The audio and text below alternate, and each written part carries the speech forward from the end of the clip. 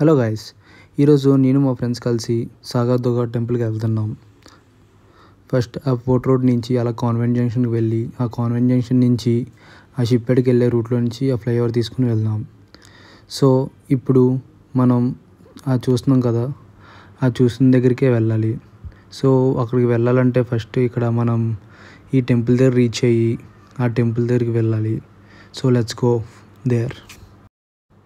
So ఇక్కడ చూస్తున్నారు కదా, ఇక్కడ ఎంత పెద్ద లైన్ ఉందో. ఇక్కడ లైన్ చూస్తూనే భయం వేస్తుంది. సో అంతలోపు మేము పక్కన ఉన్న శ్రీ వెంకటేశ్వర స్వామి టెంపుల్కి వెళ్ళి దర్శనం చేసుకొని ప్రసాదం తీసుకుని వచ్చాం. చాలా సమయం తర్వాత బోర్డు దగ్గరికి వచ్చాం.